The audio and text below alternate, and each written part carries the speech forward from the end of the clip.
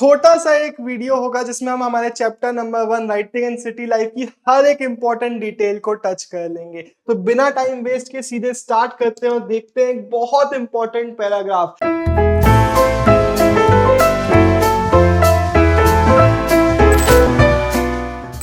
ये वो पैराग्राफ है जो किसी भी क्वेश्चन में, अगर मेसोपोटामिया से रिलेटेड कोई क्वेश्चन आता है तो आप लिख के आ सकते हैं। मेसोपोटामिया टर्म डिराइव होता है दो ग्रीक वर्ड्स मेसोस और पोटामास से, जिसका मतलब है मिडल रिवर। बेसिकली मेसोपोटामिया वो लैंड है जो दो रिवर्स के बीच में है। अब एक एमसीक्यू भी आ सकता है जो आपसे पूछ सकता है कि भाई वो दो रिवर्स कौन सी हैं। तो वो दो रिवर्स हैं हमारी यूफ्रेट और टिग्रिस।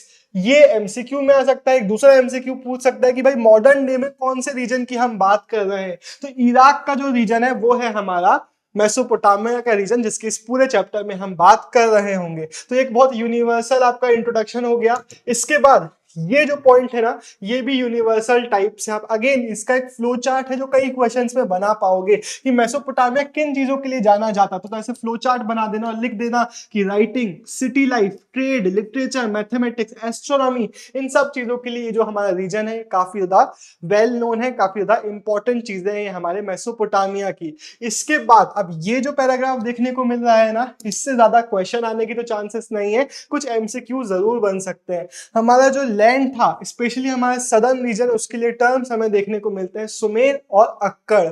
यहाँ की पहली लैंग्वेज कौन सी थी? Sumerian language. इसके बाद 1100 बीसी के टाइम के बाद हमें देखने को मिलता है कि असीरियंस आ गए, उन्होंने नॉर्दर्न जो रीजन था वहां पे अपना किंगडम्स बना लिए। तो हमारा रीजन असीरिया टर्म से जाना जाने लगा।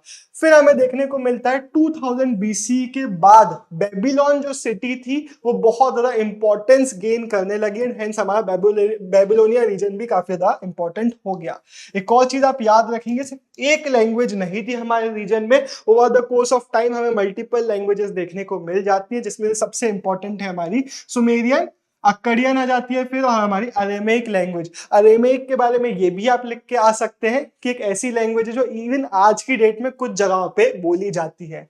फिर अगेन हो सकता है आपसे कोई क्वेश्चन आए और उसके नीचे एक और सब क्वेश्चन आ जाए कि ये भी बताओ कि मेसोपोटामिया के बारे में आपको कैसे पता चलता है। तो ये फ्लो चार्ट भी आप बना के आ सकते हो, एक पॉइंट बना के आ सकते हो कि बिल्डिंग्स मिलते हैं, स्टैचूज, ऑर्नामेंट्स, हम ग्रेव्स को स्टडी करते हैं, टूल्स, सील्स, रिटन डॉक्यूमेंट्स मिलते हैं, और इन सब चीजों से हम हमारी मेसोपोटामिया की हिस्ट्री को रिकंस्ट्रक्ट करते हैं। अब अभी तक काइंड ऑफ एक इंट्रोडक्टरी पार्ट था।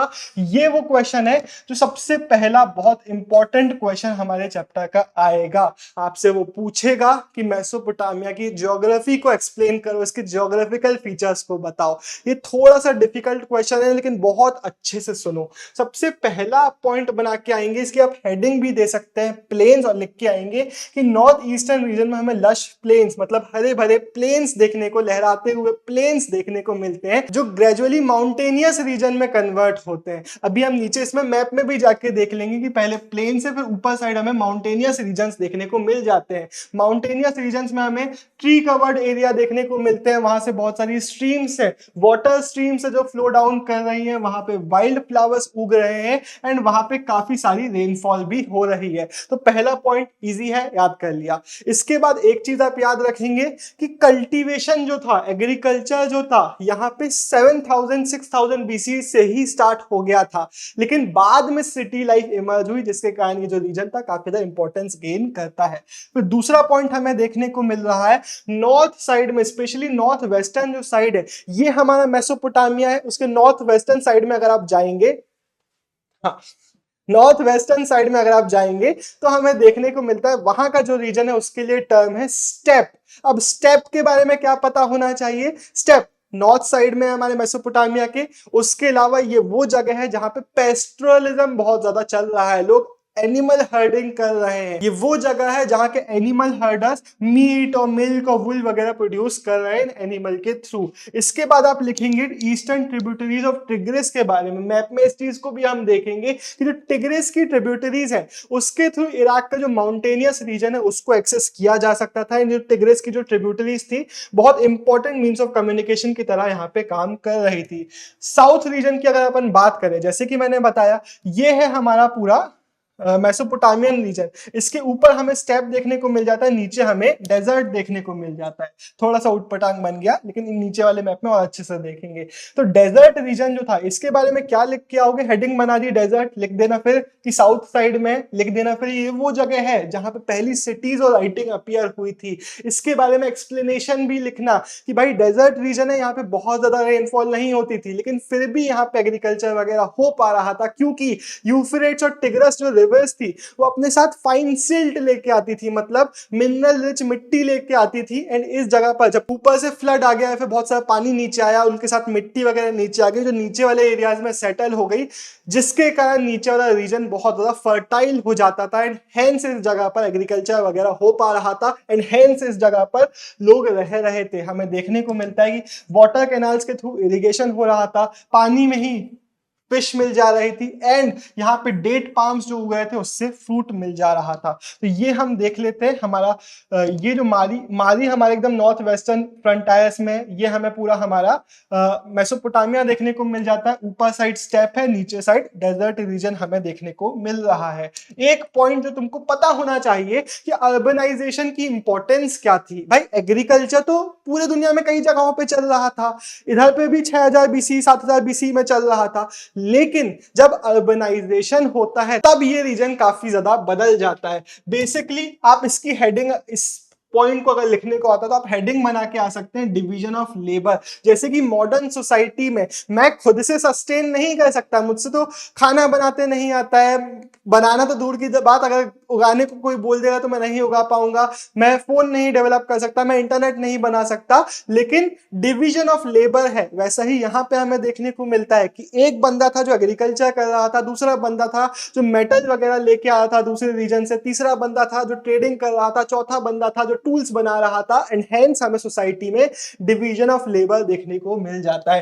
तो ये हेडिंग बनाना और इसी चीज को एक्सप्लेन करके आना। एक और हेडिंग यहां से आप बना सकते हो कि सोशल ऑर्गेनाइजेशन डेवलप हो गया था। अब इतना कुछ काम करना है तो बिना ऑर्गेनाइजेशन के तो नहीं होगा। तो इस सोसाइटी में हमें देखने को मिलता है कि कुछ लोग थे जो डिसीजन मेकिंग कर रहे थे, बाकी लोग उनको फॉलो कर रहे थे। ये वो लोग थे जो ऑर्डर करते थे कि भाई वहां जाओ मेटल लेके आओ, वहां जाओ ये करके आओ, यहाँ पे इतना एग्रीकल्चर करो। एंड अब रिटर्न डॉक्यूमेंट्स भी हमें बहुत सारे देखने को मिल रहा है। बेसिकली ये होने लगा था कि पूरे ट्रेड को, एग्रीकल्चर को ऑर्गेनाइज किया जा रहा था, एग्रीकल्चरल प्रोड्यूस को डिवाइड किया जा रहा था, डिस्ट्रीब्यूट किया जा रहा था, एंड हैंस सोशल ऑर्गेनाइजेशंस भी डेवलप हो रहे थे, जिसके कारण सिटी लाइफ की फंक्शनिंग हो पाती थी, ट्रेड वगैरह हो पाता था, स्टोरेज फैसिलिटीज डेवलप हो पा रही थी, एंड बहुत सारे हमें रिटर्न डॉक्यूमेंट्स देखने को मिल जाते हैं। अब ऑब्वियस सी बात है, हमें मूवमेंट ऑफ गुड्स देखने को मिलेगा, हमें इकोनॉमिक लाइफ देखने को मिलेगी। क्वेश्चन अगर कभी भी आएगा मेसोपोटामिया की इकोनॉमिक लाइफ के बारे में पूछेगा, तो सबसे पहले आप एक पॉइंट जरूर बना के आ सकते हैं कि भाई इनके पास फूड रिसोर्सेज तो बहुत थी, लेकिन इनके पास मिनरल रिसोर्सेज नहीं थे, इनके पास स्टोन्स नहीं थे, इनके पास वुड के नाम पे पोपलार और डेट पाम्स तो थे, लेकिन ज्यादा अच्छी क्वालिटी के वुड नहीं थी, इनके पास मेटल्स नहीं थे, जिसके कारण इनको दूर दूर तक जाके ट्रेड करके लेके आना पड़ता था। हेंस ये लोग टर्की रीजन से, ईरान रीजन से बहुत सारा इंपोर्ट करते थे, एंड इंपोर्ट में ये सारी चीजें ले लेते थे, एंड एक्सपोर्ट करते थे, और एक्सपोर्ट में अपना टेक्सटाइल्स वगैरह जो है, जो फूड वगैरह है, वो देके आ जाते थे। तो अगर आपको इतने दूर दूर तक ट्रेड करना है तो उसके लिए आपको बहुत इंपॉर्टेंस है आपके वाटर बॉडीज की। तो यूफ्रेट्स और टिग्रिस वगैरह की, उनकी ट्रिब्यूटरीज वगैरह का यूज किया जा रहा था, एंड जो वाटर चैनल्स वगैरह होती थी, जो इनकी कैनाल्स वगैरह होती थी, उसका यूज करके यहाँ पे ट्रेड किया जाता था। बेसिकली दूर दूर तक जाते थे और ट्रेड करके लेके आते थे। तो लिख के आएंगे कि जो यूफ्रेट्स हो गया, इवन जो टिग्रिस हो गया, ये बहुत इंपॉर्टेंट थी यहाँ के कम्युनिकेशन के लिए। फिर अब ये जो क्वेश्चन है ना, ये one of the most important question है इस पूरे चैप्टर का। बहुत बार ये पूछा जाता है। क्या पूछेगा क्वेश्चन? आपसे राइटिंग रिलेटेड कुछ भी पूछेगा तो ये जो पूरा पैराग्राफ है यहां से स्टार्ट होता है और ये यहां पे खत्म होता है, ये पूरा लिख के आओगे। उसमें क्या क्या लिखोगे वो हम यहां पे देख लेते हैं। 3200 बीसी में हमारे मेसोपोटामियन रीजन में हमें देखने को मिलता है कि राइटिंग लाइफ शुरू होती है। अब स्टार्टिंग के पीरियड में ना ये लोग इकोनॉमिक ट्रांजैक्शंस को लिख रहे थे, आउट ऑफ नेसेसिटी ये चीज चालू हुई थी, क्योंकि इतने सारे ट्रांजैक्शंस हो रहे थे। अगर आप लिखोगे नहीं तो आप मेंटेन नहीं कर पाओगे रिकॉर्ड्स को, आप ऑर्गेनाइज नहीं कर पाओगे चीजों को। इसलिए इन्होंने क्ले टैबलेट्स पे, ये जो टर्म्स मैं सुनाता हूं ना, फोर्सफुली सुनाता हूं ना, उसको अच्छे से याद रखा करो। क्ले टैबलेट्स पे पिक्चर लाइक साइंस और नंबर्स वगैरह बनाना चालू किया। अब कैसे बनाते थे? स्क्राइब्स होते थे। स्क्राइब मतलब वो लोग जिनका काम था लिखना। ये लोग क्ले टैबलेट्स पे, अब क्ले टैबलेट में क्या करते थे, क्ले ली, अब उसको वेट किया, उसको एक हाथ में पकड़ के एक नॉर्मल हैंड साइज में बना के उसको स्मूदन कर लिया, और उस पर आप लिखेंगे। जब तक लिख रहे हैं, थोड़े वेट है, तब तक आपने लिख दिया। जैसे ही एक बार वो ड्राई हुई, उसको आपने बेक वेक कर दिया, उसके बाद वो पॉटरी की तरह हो जाती थी। आप अपने पॉट में, आप अपने मटके में अब आप कुछ गोद सकते हो क्या? नहीं, लेकिन अगर पहले गोद दिया होता तो गोद सकते थे। तो वही सीन यहाँ पे मचाया जा रहा था। अब लिखने के लिए ये लोग रीड स्टाइलस यूज करते थे। मेरा जो स्टाइलस है ये किस चीज का बना हुआ है? प्लास्टिक का बना हुआ है। इनका जो स्टाइलस होता था वो रीड का। रीड एक ग्रास लाइक प्लांट होता है जो कई जगहों पे यूज किया जाता है। उसकी ये लोग लकड़ी लेते थे, उसको डायगनली कट करते थे एंड फिर उससे वेज शेप्स बनाते थे। वेज शेप्स मतलब, उसके लिए टर्म याद कर लो, वेज शेप्स मतलब कुछ इस तरीके के नुकीले नुकीले शेप्स। इसके लिए टर्म याद कर सकते हो, नेल लाइक शेप्स। एक बार यहाँ के एनमर्कर रूलर ने अरट्टा के चीफ को जब टेक्स्ट लिखा था, तो उसने जब टेक्स्ट लिखा था तो उसको भी काफी ज्यादा नुकीला ये टेक्स्ट लगा था, तो इसलिए वहां से टर्म आता है नेल लाइक। बहुत नुकीली सी ये स्क्रिप्ट थी जो यहाँ पे यूज की जा रही थी। तो वेज शेप आप बिल्कुल लिख के आएंगे। वेज शेप के साइंस हमें देखने को मिलते हैं जो वेट क्ले में लिखे जा रहे थे, जिसको फिर सुखा लिया जाता था, जो कि नियरली पॉटरी लाइक हो जाता था, पॉटरी की तरह पावरफुल हो जाता था। तो हमें देखने को मिलता है कि हमारे आर्कियोलॉजिस्ट के लिए हजारों ऐसे टैबलेट्स हैं जो ये लोग लिख रहे थे। अब एक सीन यहाँ पे ये भी आप लिख के आ सकते हैं। यहाँ पे होता क्या था कि कोई भी छोटे से छोटा भी इकोनॉमिक ट्रांजैक्शन है तो उसको एक अलग क्ले टैबलेट में किया जाएगा। तो ऐसे हजारों क्ले टैबलेट्स बनाई गई, जिसके कारण हमें बहुत सारी इनकी हिस्ट्री के बारे में पता चलता है।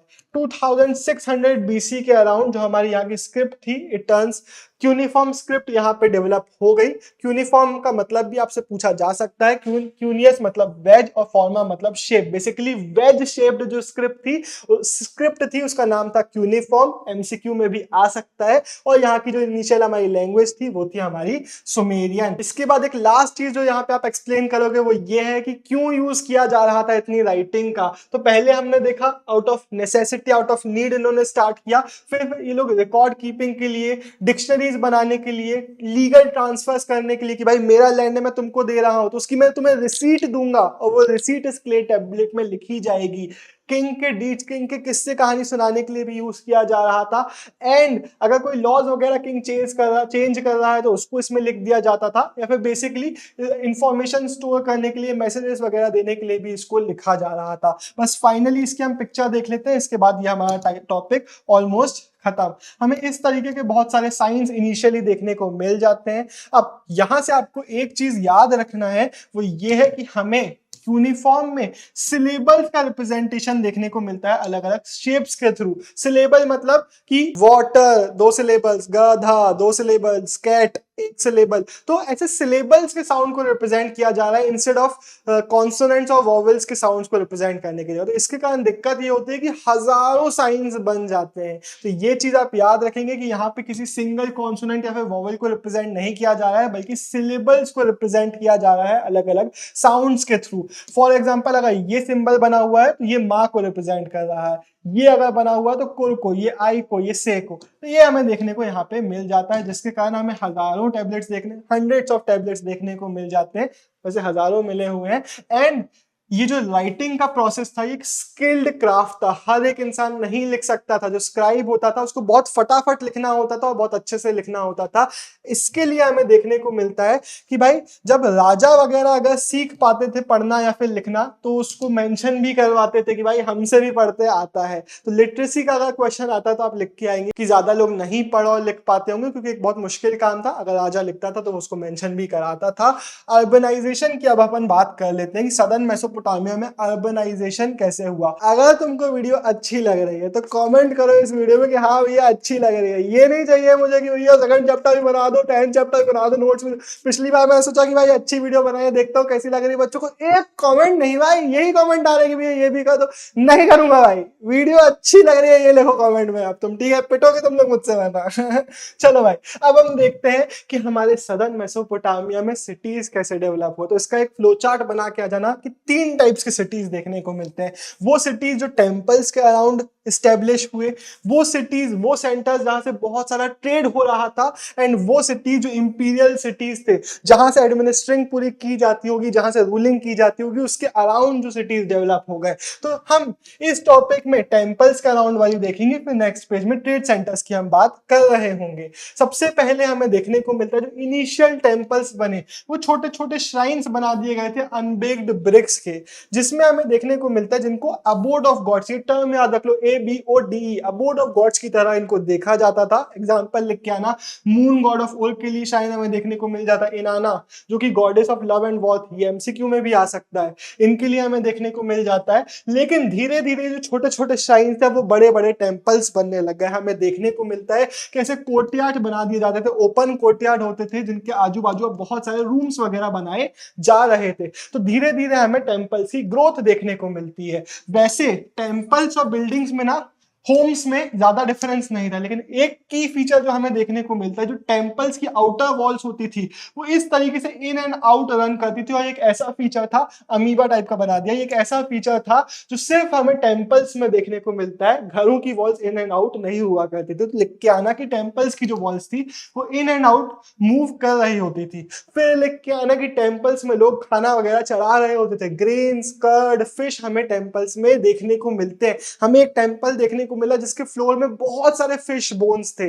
अगर यहाँ पे चढ़ा नहीं रहे होते तो वहां पे टेंपल के अंदर क्यों देखने को मिलते, लेकिन ये लोग खाना वगैरह भगवान को ऑफर कर रहे थे। एक हेडिंग बना देना कि भगवान को थियोरेटिकल ओनर माना जाता था हर एक चीज का, कि जो फील्ड्स हैं, जो फिशरीज हैं, जानवर हैं, इन सबका मालिक कौन है, इन सबका मालिक है भगवान, इन सबका ओनर है भगवान। टेंपल में हमें देखने को मिलने लगता है कि ऑयल प्रेसिंग, ग्रेन ग्राइंडिंग, वुल को स्पिन करना, क्लॉथ वीव करना, ये सारे काम भी अब टेंपल में किए जाने लग गए थे। बेसिकली टेंपल एक बहुत इंपॉर्टेंट अर्बन इंस्टीट्यूशन बन गया था। सिर्फ इतना ही नहीं, टेंपल से ही ऑर्गेनाइजेशन का काम भी हो रहा था। टेंपल में ही किसी एक इंडिविजुअल हाउस होल्ड के प्रोडक्शन का नहीं, बल्कि पूरे सोसाइटी के हमें प्रोडक्शन का मैनेजमेंट देखने को मिलता है, कि ये लोग हायर कर रहे थे, एम्प्लॉय कर रहे थे मर्चेंट्स वगैरह, ये लोग पूरा प्रोडक्शन कर रहे थे, एंड उसके बाद इस प्रोड्यूस को डिस्ट्रीब्यूट भी कर रहे थे। जो एनिमल्स वगैरह वो ही अब यहाँ से अलॉट किए जा रहे थे, फील्ड्स अलॉट किए जा रहे थे, फूड अलॉट किया जा रहा था, एंड पूरा जो डिस्ट्रीब्यूशन का काम है, प्रोडक्शन का काम है, अब वो इन टेंपल से ही होने लग जाता है।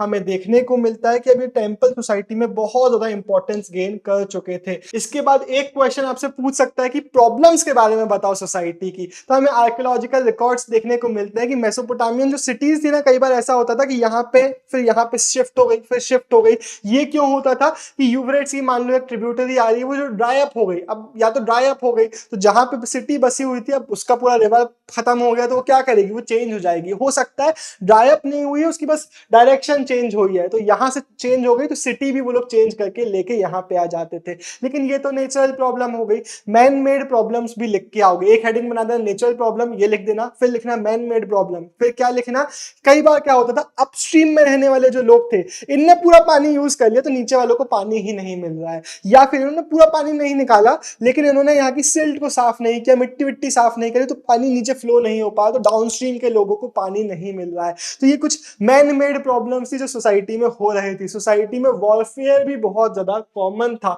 एंड हेंस हमें कुछ लोग एज चीफ इमर्ज होते हुए देखने को मिल जाते हैं। अब यहाँ पे आप याद रखोगे, तो चीफ होते थे अपने लोगों को ऑब्लाइज करने के लिए, अपने लोगों को खुश करने के लिए वो लोग क्या करते थे, वॉर में जो सामान जीत के आए हैं, जो भी बूटी मिली है, उसको डिस्ट्रीब्यूट कर देते थे। जो स्लेव्स पकड़ के लेके आते थे उनको काम कराते थे, लेबर का काम कराते थे, एंड टेंपल्स वगैरह में बहुत सारा इन्वेस्टमेंट कर रहे थे। टेंपल को ब्यूटीफाई करने के लिए पैसा ये लोग लगा रहे थे।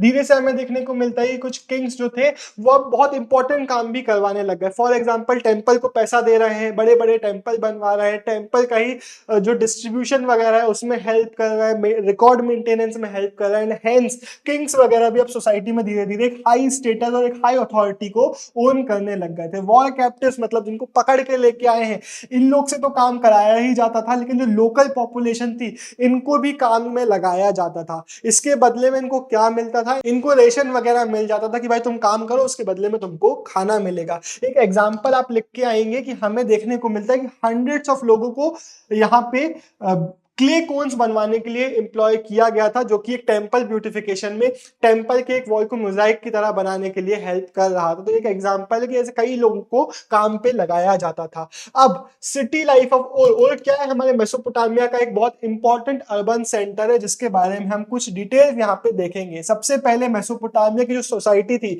यहाँ पे न्यूक्लियर फैमिलीज एग्जिस्ट करती थी, जिसमें जो पिताजी होते थे head of the house hold होते थे। इसके बाद मैरिज के बारे में यहाँ पे आप एक और चीज लिख के आ सकते हैं कि वैसे तो न्यूक्लियर फैमिली, लेकिन कुछ एक्सेप्शनल केसेस हमें देखने को मिलते हैं जहां पे जो बेटे बेटे भी हैं वो भी फादर के साथ रह रहे हैं। मैरिज के बारे में हमें बहुत कुछ तो नहीं पता चला है, लेकिन तब भी बहुत कुछ पता चला है। क्या आप लिख के आएंगे कि ब्राइड के पेरेंट्स से भी डिक्लेरेशन मांगा जाता था कि भाई आपका भी अप्रूवल होना चाहिए। शादी के टाइम पे गिफ्ट्स को एक्सचेंज किया जाता था। टेम्पल में लोग ऑफरिंग करने के लिए जाया करते थे। जो ब्राइड होती थी वो अपने पापा से इनहेरिटेंस रिसीव करती थी, लेकिन पापा की जो ज्यादातर प्रॉपर्टी है वो किसके हाथों में जाती थी, वो जाती थी बेटों के हाथों में। 1930s में हमने उर्मे एक्सकेवेशंस किए। इससे हमें क्या पता चलता है, इससे हमें पता चलता है, क्वेश्चन आपसे पूरे उर के बारे में पूछेगा ना तो पूरी इस चीज को एक्सप्लेन करके आना, ठीक है।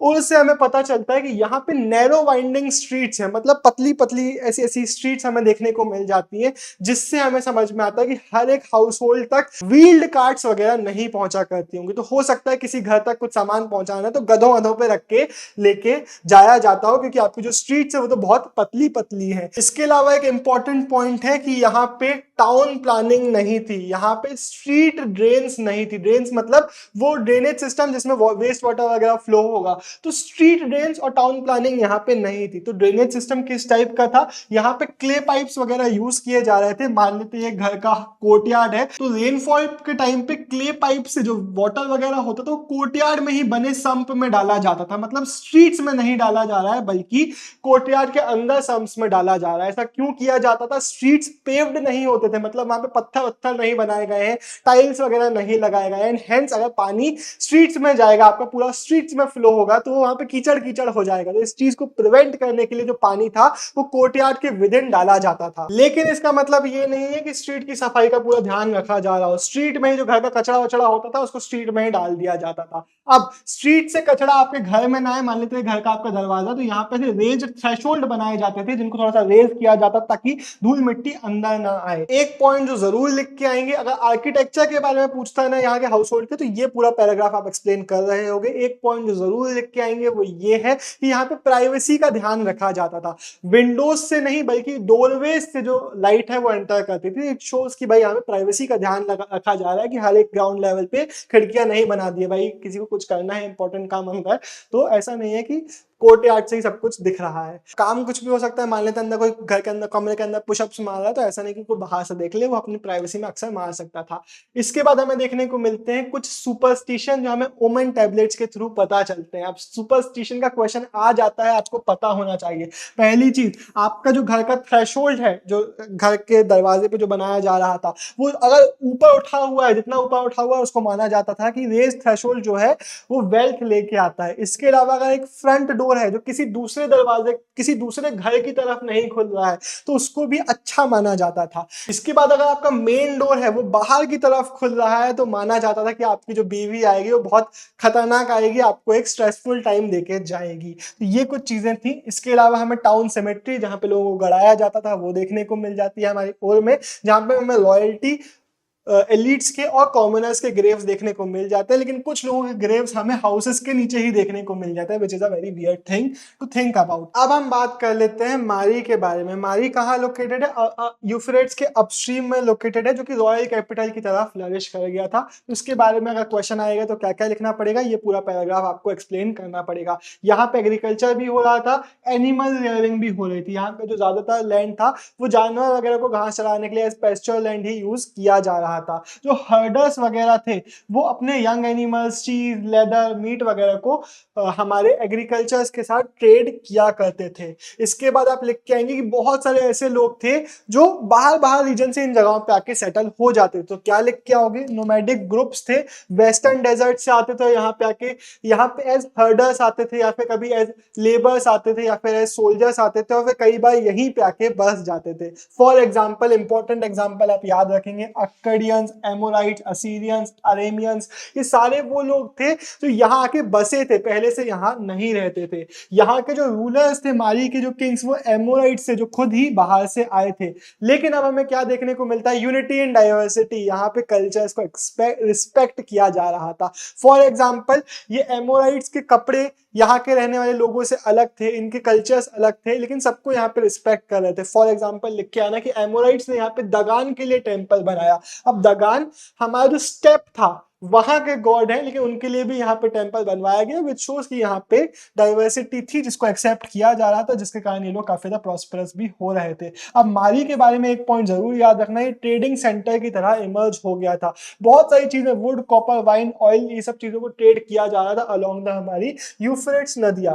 टर्की, सीरिया, लेबनान और हमारे माली के सदर्न जो रीजन्स थे उनके बीच में बहुत सारा ट्रेड हो रहा था। हमारा जो माली था ना, वो बीच में बैठा हुआ था, एंड क्या करता था कि जो शिप्स वगैरह जाती थी उनको पकड़ लेता था बीच में कि भाई तुम हमें पहले टैक्स दोगे, उसके बाद तुम यहाँ से आगे जाओगे। तो बेसिकली बोट्स वगैरह, grinding stones, would, wine, oil jars, ये सारी चीजें ऊपर से हमारे सदर्न रीजन्स तक जा रहे हैं, लेकिन इनको ये लोग बीच में पकड़ लेते थे, उनसे कुछ अपना टैक्स वगैरह, जनरली 1/10 जो पोर्शन है उसको चार्ज कर लिया करता। तो हमें यही देखने को मिलता है कि इनके ऑफिसर्स होते थे जो कार्गो, जो सामान होता था उस पर इंस्पेक्शन करते थे एंड उसको चार्ज करते थे। तो इवन दो इनके पास बहुत ज्यादा मिलिट्री स्ट्रेंथ नहीं थी, ये लोग काफी ज्यादा प्रॉस्पर कर रहे थे। आखिरी दो टॉपिक छोटे छोटे से मेसोपोटामिया के कल्चर की हम बात कर लेते हैं।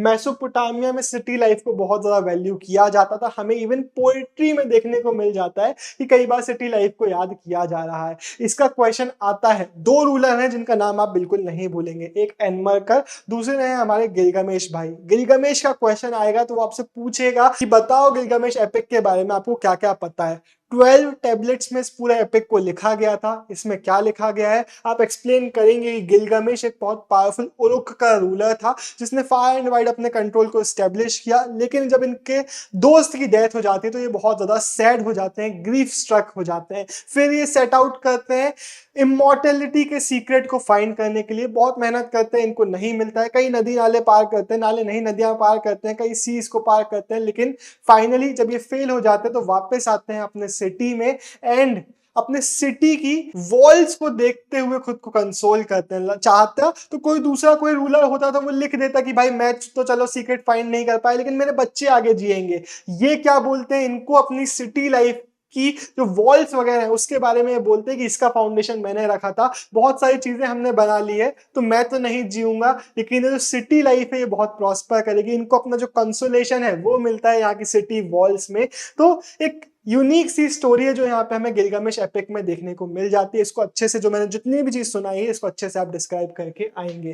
फाइनल टॉपिक हमारा लेगेसी ऑफ राइटिंग। हमें मेसोपोटामिया की सबसे बड़ी अगर कोई लेगेसी देखने को मिलती है वो है इनके स्कॉलरली ट्रेडिशन, जिन चीजों के बारे में ये लिख रहे थे, टाइम रेकनिंग, टाइम कीपिंग्स के बारे में जो इन्होंने लिखा, इनका कॉन्ट्रीब्यूशन मैथमेटिक्स में बहुत ज्यादा इंपॉर्टेंट था। इन लोगों ने ईयर को 12 मंथ्स में, मंथ को 4 वीक्स में, डे को 24 आवर्स में, आवर को 60 मिनट में डिवाइड, बहुत इंपॉर्टेंट चीज। सोलर लूनर एक्लिप्सेस आते थे तो उसको भी ये लोग टैबलेट्स वगैरह में रिकॉर्ड करते थे। अपने बच्चों को स्कूल भेजते थे और स्कूल में इनका काम क्या होता था, कई बच्चे ऐसे होते थे जो पुरानी टैबलेट्स को कॉपी पेस्ट करते थे, लिखना वगैरह सीखते थे। कुछ बच्चे ऐसे भी होते थे जिनको बोला जाता था कि आपको सिर्फ कॉपी पेस्ट नहीं करना है, बल्कि पुराने जो ट्रेडिशंस है उनको पढ़ के समझ के उनको थोड़ा और इंप्रूव करने की भी कोशिश करना है, मैथमेटिक्स में काम करना है। तो ये हमें यहाँ पे देखने को मिल जाता है। एंड लास्ट एक पॉइंट, मैथमेटिक्स में इनका जो कंट्रीब्यूशन है, अराउंड 1800 बीसी हमें देखने को मिलती है इनकी टैबलेट्स, जिसमें मल्टीप्लिकेशन है, डिवीजन है, स्क्वायर एंड स्क्वायर रूट्स के टेबल्स हैं,